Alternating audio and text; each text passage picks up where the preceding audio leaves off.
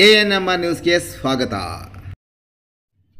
Vijayalakshmi steels ಅಂಗಡಿಯಿಂದ ಗ್ರಾಹಕರಿಗೆ ಸಂತಸ ಸುದ್ದಿ. ಗುತ್ತಿಗೆದಾರರಿಗೆ ಪೇಂಟರ್ ಹಾಗೂ ಕಾರ್ಪೆಂಟರ್ಗೆ ಪೇಂಟ್ಗಳು ಮತ್ತು ಹಾರ್ಡ್ವೇರ್ನಲ್ಲಿ ಇಎಂಐ ಆಯ್ಕೆದೊಂದಿಗೆ ಸಾಲ ಸೌಲಭ್ಯ ಸಹ ಇರುತ್ತದೆ.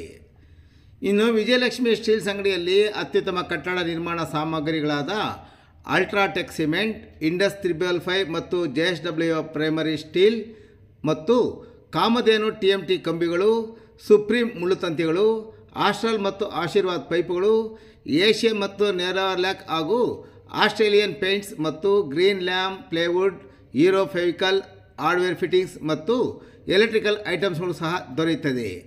ಗ್ರಾಹಕರು ತಮ್ಮ ಕಟ್ಟಡಕ್ಕೆ ಬೇಕಾದ ಗುಣಮಟ್ಟದ ಸಾಮಗ್ರಿಗಳಿಗಾಗಿ ಒಮ್ಮೆ ಭೇಟಿ ಕೊಡಿ.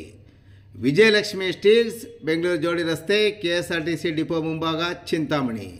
ಹೆಚ್ಚಿನ ವಿವರಗಳಿಗೆ ಸಂಪರ್ಕಿಸಿ. ಮೊಬೈಲ್ ಸಂಖ್ಯೆ 9845920725 9066226648.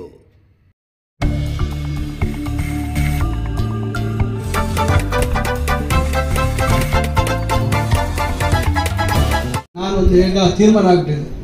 ಯಾವಾಗ 2 ಸತಿ ಸೋತ್ನೋ, ಭಾಳಷ್ಟು ನಾನು ಜೀವನದಲ್ಲಿ ತಾಳ್ಮೆ ಅನ್ನೋದನ್ನು ಕಲ್ತ್ಬಿಟ್ಟಿದ್ದೀನಿ.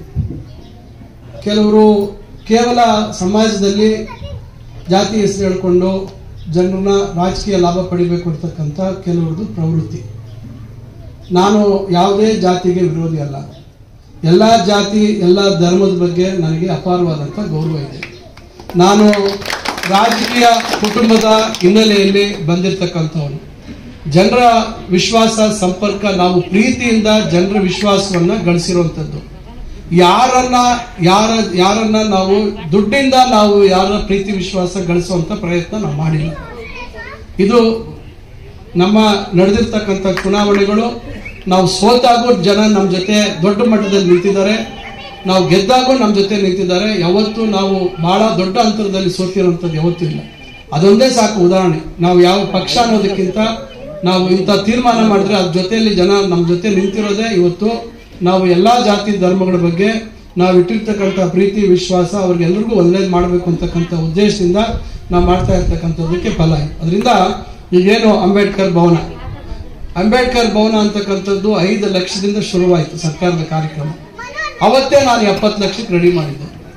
ನಂತರ ಒಳ್ಳೆ ಊರ್ ಮಧ್ಯ ಆಗ್ಬೇಕು ಅಂತ ನಾವು ಮಾಡಿದ್ವಿ. ಸೋಷಿಯಲ್ ವೆಲ್ಫೇರ್ ಅಲ್ಲಿ ಮಾಡಿದ್ರೆ ದುಡ್ಡು ಸಿಗಲ್ಲ ಅಂತ ಹೇಳಿ ಮುನ್ಸಿಪಾಲಿಟಿಯಿಂದ ಮಾಡ್ತೀವಿ ಅಂದ್ರೆ ಅದಕ್ಕೊಂದು ಅಪಪ್ರಚಾರ ಮಾಡಿದ್ವಿ. ಎಲ್ಲ ಆಯ್ತು. ಕಡೆಗೆ ಇವತ್ತು ಏನೋ ಒಂದು ಭವನ ಅಂತೇಳಿ ಕಾಟಾಚಾರಕ್ಕೆ 8-9 ವರ್ಷ ಅದನ್ನ ಮಾಡಿ ಇಟ್ಟಿದ್ರು. ನನಗೆ ಸಮಾಧಾನ ಇರಲಿಲ್ಲ. ಯಾಕಂದ್ರೆ ನನ್ನ ಕನಸೇ ಬೇರೆ ಇತ್ತು. ಸರ್ಕಾರದಲ್ಲಿ ನಾನು ಮಾದೇವಪ್ಪನವರು ಮಂತ್ರಿಗಳನ್ನ ರಿಕ್ವೆಸ್ಟ್ ಮಾಡಿ ವಿನಂತಿ ಮಾಡಿಕೊಂಡು 9 ಕೋಟಿ ತಂದ ಕೆಲಸ ಇವತ್ತು ನಡೀತಾ ಇದೆ. ಆ ಸಂದರ್ಭದಲ್ಲಿ ನಾನು ಎಲ್ಲರಿಗೂ ಹೇಳಿದೆ, ಎಲ್ಲಾ ದಲಿತ ಮುಖಂಡರು ಸಂಘಟನೆಗಳವ್ರನ್ನ ಕರೆಸಿ ಅವರೆಲ್ಲರಿಗೂ ನಾನು ಹಿಂದೆ ಏನೇನು ಮಾಡಿದ್ದೆ, ನಾನು ನಿನ್ನೆ ಮೊನ್ನೆ ತಯಾರು ಮಾಡಿದ್ದಲ್ಲ, ಅವತ್ತು ಏನ್ ಮಾಡಿದ್ದೆ ಅನ್ನೋದನ್ನ ತೋರಿಸಿದೆ. ಈ ತರ ಕನಸಿತ್ತು, ಹಿಂಗೆ ಮಾಡ್ಬೇಕು ಅಂತಿದ್ದೆ, ಹಿಂಗೆಲ್ಲ ಹೆಚ್ಚು ಕಮ್ಮಿ ಆಯ್ತು ಇವತ್ತು ಹಿಂಗೆ ಮಾಡ್ತಾ ಇದ್ದೀನಿ ಅಂತ ತೋರಿಸಿ ಎಲ್ಲ ಒಪ್ಕೊಂಡ್ರು. ಆದ್ರೆ ಅಂಬೇಡ್ಕರ್ ಭವನದ ಈ ಕಡೆ ಶಾಲೆ ಅಭಿವೃದ್ಧಿ ಮಾಡ್ತೀವಿ ಅಂತ ತಂದ್ಕೊಂಡಂತವ್ರು ಶಾಲೆ ಅಭಿವೃದ್ಧಿ ಮಾಡಿದ್ರೆ ತೊಂದರೆ ಇಲ್ಲ, ಅಲ್ಲಿ ಅಂಬೇಡ್ಕರ್ ಅವ್ರು ಪುತ್ಲಿ ಇಡಬೇಕು ಅಂದ್ರೆ ನಾನು ಹೇಳಿದೆ, ನನ್ನ ಹತ್ರ ಬಂದ್ರು. ನಾನು ಹೇಳಿದೆ, ನೀವು ಅನುಮತಿ ತಗೊಳ್ಳಿ, ಎಲ್ಲಂದ್ರೆ ಅಲ್ಲಿ ಪುತ್ಲಿ ಇಡೋದು ಬರೋದಿಲ್ಲ, ನೀವು ಸರ್ಕಾರದಲ್ಲಿ ಅನುಮತಿ ತಗೊಂಡು ಇಡಿ ಅಂತ ಹೇಳಿದೆ. ಆದ್ರೆ ರಾತ್ರಿ ಯಾರೋ ಕರ್ಕೊಂಡ್ಬಂದು ರಾತ್ರಿ ಅದನ್ನ ಇಟ್ಟು ಇವತ್ತು ಗೊಂದಲ ಸೃಷ್ಟಿ ಮಾಡಿದ್ದಾರೆ. ಈಗ ಅದಕ್ಕೆ ನಿರಂತರವಾಗಿ ಈಗ ನಿಮಗೆ ಗೊತ್ತಾಗಿದೆ, ಈಗ ಯಾರು ಅದ್ರ ಹಿಂದೆ ಇದ್ದಾರೆ. ಈಗ ಸಂಘಟನೆಗಳವರು ಅವರೇ ಏನೋ ಮಾಡೋಗಿದ್ರೆ ಆಯ್ತು, ಅವರೇನೋ ಒಂದು ಉದ್ದೇಶದಿಂದ ಹೇಳ್ತಾರೆ ಅಂತ ತಿಳ್ಕೋಬಹುದು. ಆದ್ರೆ ಅವ್ರ ಹಿಂದೆ ಯಾರಿದ್ದಾರೆ ಇವತ್ತು? ಯಾವ ರಾಜಕೀಯ ಪಕ್ಷಗಳು ಅವ್ರ ಬೆಂಬಲವಾಗಿ ನಿಂತಿದ್ದಾರೆ? ಯಾರಿವತ್ತು ಅವ್ರ ಜೊತೆ ಪಾದಯಾತ್ರೆ ಅಂತ ಹೇಳಿ ಮಾಡ್ತಾ ಇದ್ದಾರೆ? ಬಾಯಿಗೆ ಬಂದಿದ್ದು ನನ್ನ ಬಗ್ಗೆ ಮಾತಾಡ್ತಾ ಇದ್ದಾರೆ. ನನ್ಗೇನು ಬೇಸರ ಇಲ್ಲ. ನನಗೀಗ ಒಂದ್ ರೀತಿ ಆಶೀರ್ವಾದ ಅನ್ಕೊಂಡ್ಬಿಟ್ಟಿದ್ದೀನಿ. ಈಗ ನನ್ನ ಬಗ್ಗೆ ಹೆಚ್ಚು ಅವರು ಬೈತಾ ಇರೋದು, ನನ್ನ ಹೆಸರು ಗುಣಗಾನ ಮಾಡ್ತಾ ಇದ್ರೆ ಅವರೆಲ್ಲ ನನಗೆ ಆಶೀರ್ವಾದ ಮಾಡ್ತಾ ಇದ್ದಾರೆ ಅಂತ ನಾನು ಭಾವಿಸಿದ್ದೀನಿ. ನಾನು ಚುನಾವಣೆ ಪೂರ್ವದಲ್ಲೂ ಅಷ್ಟೇ ನನ್ನ ವಿರುದ್ಧವಾಗಿ ನಾನು ಪರಿಶಿಷ್ಟ ಜಾತಿಗೆ ವಿರೋಧಿ, ಪರಿಶಿಷ್ಟ ಪಂಗಡಕ್ಕೆ ವಿರೋಧಿ ಅಂದ್ರು. ಇವತ್ತು ಅಂಬೇಡ್ಕರ್ ಭವನಕ್ಕೆ ದುಡ್ಡು ಕೊಡಿಸಿರೋದು ನನ್ನ ಬದ್ಧತೆಗೆ ಸಾಕ್ಷಿ. ಇವತ್ತು ವಾಲ್ಮೀಕಿ ಭವನಕ್ಕೆ ನಾನು ದುಡ್ಡು ಕೊಡಿಸಿರೋದೇ ಸಾಕ್ಷಿ. ಹೆಚ್ಚುವರಿ ದುಡ್ಡು ಕೊಡಿಸಿ ಇವತ್ತು ಅದಕ್ಕೊಂದು ರೂಪ ಕೊಡಬೇಕು ಅಂತ ಹೇಳಿ. ಯಾರು ಆ ಸಮುದಾಯದ ಬಗ್ಗೆ ಪ್ರೀತಿ ಇಲ್ಲ ಅಂದ್ರೆ ಯಾರು ತಲೆ ಕೆಡಿಸ್ಕೊಂಡು ಮಾಡೋದು. ಸರ್ಕಾರದಿಂದ ಬರ್ಲಿ ಬಿಡ್ರಿ ಅಂತ ಕೈ ಕೊಟ್ಕೊಂಡು 10 ವರ್ಷ ಕಾಲ ಕಳೆದ್ರಲ್ಲ, ವ್ಯತ್ಯಾಸ ನೋಡ್ಬೇಕು ನೀವು. ಯಾರು ವ್ಯತ್ಯಾಸ? ಮುರ್ಮಲಲ್ಲಿ ಇರ್ತಕ್ಕಂಥ ಅಮ್ಮಾಜಾನ್ ಬಾವಾಜಾನ್ ದರ್ಗಾ ನಾನು ಸಣ್ಣ ಹುಡುಗ ಇದ್ದಾಗಿಂದ ನಾನು ನಮ್ಮ ತಂದೆಯವರು ನಾಮಿನೇಷನ್ ಹಾಕುವ ಸಂದರ್ಭದಲ್ಲಿ ಇರ್ಬೋದು, ಮಿಂಡಿಗಲ್ಲು ಚೌಡೇಶ್ವರಿ ದೇವಸ್ಥಾನಕ್ಕೆ ಹೋಗಿ ನಂತರ ಮುರುಗಮಲ್ಲ ದೇವಸ್ಥಾನಕ್ಕೆ ಬಂದು ಅರ್ಜಿ ಹಾಕ್ತಾ ಇದ್ದೆ.